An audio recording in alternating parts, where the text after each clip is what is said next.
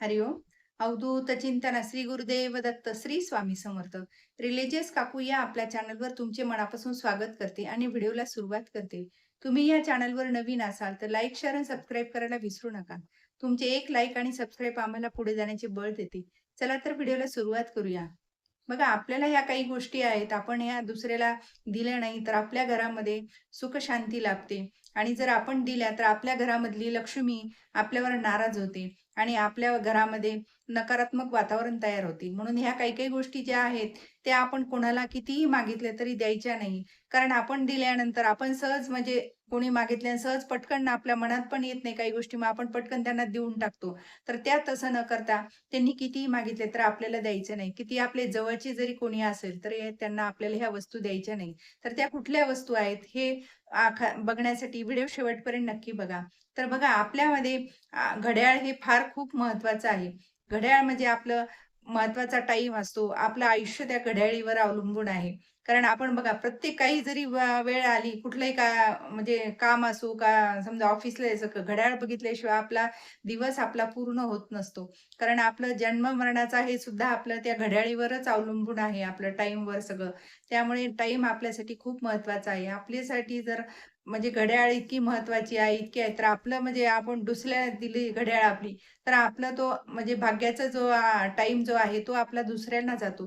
त्यामुळे आपण घड्याळ ही कितीही जरी मागितली तरी द्यायची नाही. कारण बऱ्याच जणांना बघा, मित्रांना जर कोणाची घड्याळ आणली, की "थोड्या वेळ मला तुझी घड्याळ देतो का?" असं म्हणतो आपण आणि आपल्याला डोक्यात पण येत नाही, की आपल्या की घड्याळ आपण दिल्यानंतर आपल्याला काही त्याचं म्हणजे आपल्यावर काही परिणाम होईल. आपण सहज पटकन त्यांना देऊन टाकतो. पण आपली घड्याळ दिलं म्हणजे आपला शुभ टाईम त्यांच्याकडे निघून जातो आणि आपल्याकडे नकारात्मक ऊर्जेचा टाईम आपल्याकडे चालू होतो. त्यामुळे हे आपण आपल्या ह्याच्यातली हातातली घड्याळ म्हणा, आपल्या घरातली घड्याळ ही कधीही कोणाला द्यायची नाही. कारण आपला तो टाईम आपण त्यांना देऊन टाकतो, असं होतं तो आपला पुण्याचा टाईम. त्यामुळे आपण घड्याळ त्यांना कधीच द्यायची नाही. कितीही जवळचा असू द्या, कितीही त्यांनी मागितले तरी आपण त्यांना क्षमा मागायची, "मी नाही देऊ शकत." पण आपण घड्याळ त्यांना द्यायची नाही.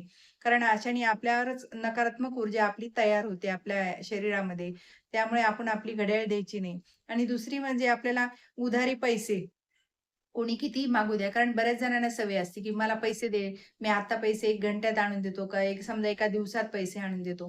पण ते पैसे देतात. पण आणि मग काही-काही वेळेस त्यांनी पैसे नाही दिले, की आपणच 3-3 वेळा त्यांना पैसे मागतो. पैसे द्या, नेलेले पैसे द्या. आणि ते समजा कुठल्या ह्याच्यातून त्यांची कोणच्या वृत्तीने त्यांनी पैसा कमवलेला असतो. तो पैसा आपल्या घरामध्ये येतो आणि मग त्यामुळे आपल्या घरामध्ये नकारात्मक ऊर्जा तयार होते. लक्ष्मी नाराज होते आपल्यावर, की म्हणजे त्यांच्या जो कुठल्या वाईट मार्गाने जो पैसा आलेला असतो, तो आपल्या घरामध्ये येऊन मग आपल्याही घरात नकारात्मक वातावरण तयार होते. जे प्रसन्न वातावरण ते निघून जाते सकारात्मक वातावरण. त्यामुळे उधारी सुद्धा आपल्याला द्यायची नाही आणि आपण सुद्धा घ्यायची नाही.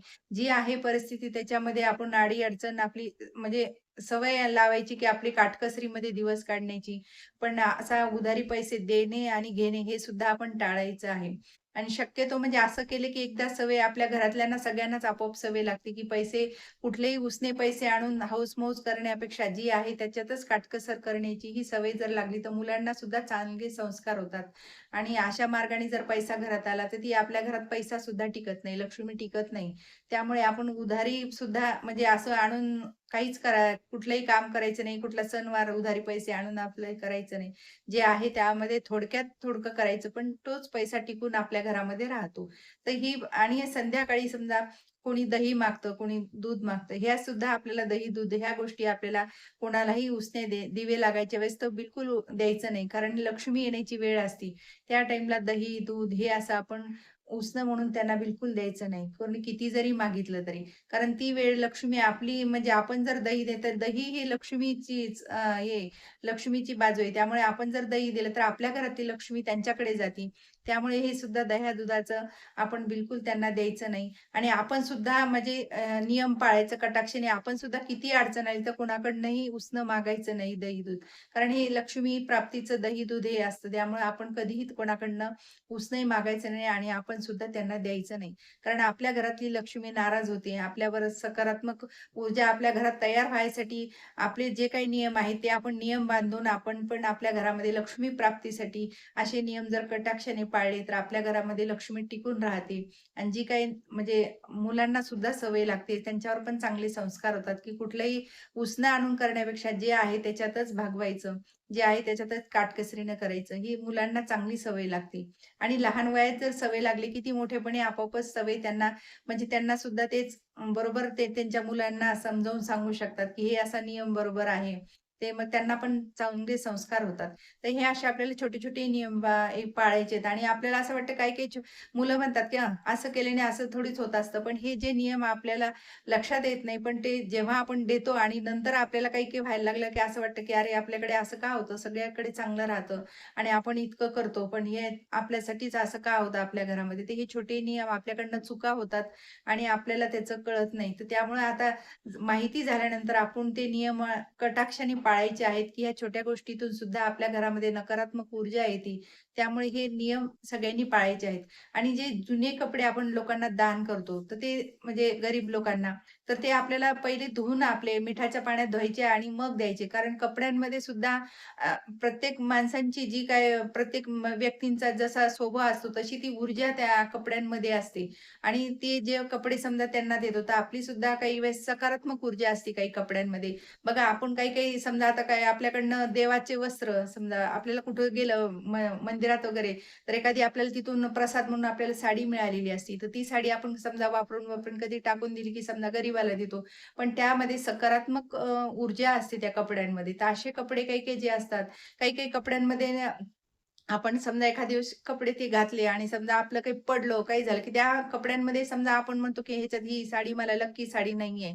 याच्यात मग नकारात्मक ऊर्जा असते आणि तसे आपण कपडे लोकांना देतो. तर त्यांनी ज्यांनी घालतील त्यांना सुद्धाही त्रास होतो आणि आपल्याही घरामधली सकारात्मक ऊर्जा ज्या चांगल्या कपड्यांमध्ये आहे ती कपडे निघून जातात. ती सकारात्मक ऊर्जा निघून जाते आणि काही कपड्यांमध्ये नकारात्मक ऊर्जा असते. त्यामुळे जेव्हा आपण लोकाला देतो, तेव्हा सुद्धा ते मिठाच्या पाण्यात धुवून त्यांना आपण द्यायचे कपडे. म्हणजे आपल्या ज्या काही ऊर्जा आहेत, जी सकारात्मक ऊर्जा आहे ती आपल्या घरातच राहते आणि नकारात्मक ऊर्जा आहे ती सुद्धा त्या पाण्यामध्ये निघून जाते. कारण आपण म्हणतो, की कोणालाही आपला त्रास कोणालाही होता कामा नये. त्यामुळे आपण आपली काळजी घेतली पाहिजे. आपण आपल्या मिठाच्या पाण्यामध्ये ते कपडे धुवून आपण लोकांना म्हणजे गरीब लोकांना दान केले पाहिजे. तर अशा या छोट्या गोष्टी आपण आवर्जून पाळायच्या आहेत. कारण जे काही आपलं म्हणजे चांगलं होण्याचं असतं ते सुद्धा आपलं म्हणजे आपल्या घरात राहतं. वाईट आहे ते सुद्धा लोकांना जात नाही. ते पाण्याबरोबर निघून जातं. तर हे नियम आपण कटाक्षाने पाळायचा आहे. आणि सौभाग्याच्या वस्तू सुद्धा ह्या आपण किती बहीण असू का कोणी जवळचे असो, आपण त्यांना समजा एखाद्या अदला-बदल करतो, की "हे माझं तू घाल, मी तुझं घालते." तर ह्या गोष्टी सुद्धा आपण सौभाग्याच्या गोष्टी आहेत, तर त्या आपण कधीही एकमेकाशी शेअर करायचे नाही, बदल करायचे नाही. कारण आपलं सौभाग्य हे आपल्यासाठी असतं. कारण सौभाग्य आपण आपलं जर पाळलं आपलं सौभाग्य टिकून राहतं. अदला-बदल केल्याने याचं आयुष्य त्याला, त्याचं आयुष्याला असं होणं शक्य नाही. पण ते असं अदला-बदल करूच नाही. कारण त्याचे जे नकारात्मक ऊर्जा त्या आपल्या वस्तूसोबत आपल्या शरीरावर येतात आणि आपल्या काही ज्या असतील त्या त्यांच्या ह्याच्यावर जातात. त्यामुळे ज्याची आहेत सकारात्मक ऊर्जा आपल्याला घरात तयार करायची आहे, तर ते आपल्या आपणच वस्तू वापरल्या पाहिजेत. अदला-बदल करून कधीही सौभाग्याच्या वस्तू कोणीही वापरू नका. बांगड्या, मंगळसूत्र, हे जोडवे हे तर कधीच कोणाचे बदलायचे नसतात. कारण आपले जे घातले ते आपल्यासाठी म्हणजे योग्य आहेत. आपलं घातले म्हणजे आपल्या सकारात्मक ऊर्जा आपल्यासाठी तयार झालेली असते त्याच्यामध्ये. म्हणून ह्या वस्तू कधीही बदल करायच्या नाही. या कितीही तुम्ही जवळची बहीण मागू द्या का मुलगी मागू द्या, तिला सुद्धा आपण म्हणजे द्यायचे नाही. तिचे तिला स्वतंत्र. आणि आपण जप जप करतो तेव्हा जपाची माळ सुद्धा ही जपाची माळ समजा आपण जे काही जपाला बसतो ते आसन हे सुद्धा आपलं स्वतंत्र असणं. कारण प्रत्येक देवांकडे आपण म्हणतो प्रत्येकाची ही लाईन वेगळी असते. प्रत्येकाचं म्हणजे आता माझा इतका जप झाला तर माझी इतकी लाईन, माझी तितकी असं नाही की आता माझ्या घरातले म्हणजे एकाच देवांजवळ सगळ्यांचेच म्हणजे जप एकसारखाच होईल असा नसतो. प्रत्येकाकडे देवांचा नंबर वेगळा आहे देवांजवळ. त्यामुळे आपली आपली माळ स्वतंत्र ठेवा. कारण आपलं जे काही पुण्य आपण माळ त्याला देतो समजा, तर आपलं पुण्य जे काही असेल त्या माळेचं ते त्यांच्याकडे जातं. त्यामुळे जपाची माळ सुद्धा ही अजिबात कोणालाही अदला-बदल करू नका, कोणाशी शेअर करू नका. आसन आणि आपली माळ ही कधीच कोणाला द्यायची नाही. मुलगी असू, बहीण असू, कोणी असू. कारण ही ज्याची त्याला स्वतंत्र ठेवली, तर त्याची त्याला ती सकारात्मक ऊर्जा प्राप्त होत असते आणि त्या आसनमध्ये, त्या माळीमध्ये आपलं ते पुण्य असतं त्यामध्ये. म्हणून ती माळ, ती आसन हे आपण कधीही कोणाला द्यायचं नाही. आपण कुठेही परगावी जाऊ, कुठे जाऊ, आपले ते बॅगमध्ये आपलं ते आसन, ती जपाची माळ हे असणं आपलं फार आपल्यासाठी खूप महत्वाचं आहे आणि भाग्याचं आहे. कारण आपण त्यांनी देवाचा जप करतो. तर आपलं म्हणजे जपसंख्या आपली किती झाली, काय झाली हे आपल्याला तर गुपितच ठेवायचं हे सांगायचं नाही. पण जपाची माळ आपली जर दुसरीकडे गेली तर आणि त्यांच्या जर मनामध्ये काही वाईट विचार आले, तर त्या नकारात्मक ऊर्जा त्या माळेमध्ये जाते आणि आपल्यालाही आपलं जे काही जप असेल, तर त्याचं आपल्याला योग्य फळ मिळत नाही. त्यामुळे हे आसन आणि जपाची माळ हे सुद्धा आपल्याला कोणामध्ये शेअर करायची नाही. आपण आपली स्वतंत्र ठेवायची. तर अशा ह्या छोट्या-छोट्या गोष्टी आपण कटाक्षाने जर पाळल्या, तर नक्कीच आपल्या घरामध्ये सकारात्मक ऊर्जा तयार होईल आणि आपल्या म्हणजे सुख, शांती, ऐश्वर्य लाभेल आणि लक्ष्मी माता आपल्यावर प्रसन्न होईल. तर अशा या छोट्या गोष्टी तुम्ही नक्की करून पहा. तुम्हालाही तुमच्या घरात खूप फरक छान जाणवेल आणि तुम्हालाही चांगलं म्हणजे यश येईल, सुख समृद्धी लाभेल आणि तुमच्या ज्या काही प्रगती थांबल्या असतील, त्यासुद्धा आपल्या प्रगती सुरुवात होईल आणि ज्या काही संकटे असतील, ते सुद्धा आपले नाहीसे होतील. तर असे छोटे नियम तुम्ही पाळून बघा. श्री स्वामी समर्थ. जय जय स्वामी समर्थ. माझा जर व्हिडिओ तुम्हाला आवडल्यास लाईक, शेअर आणि सबस्क्राईब करायला विसरू नका.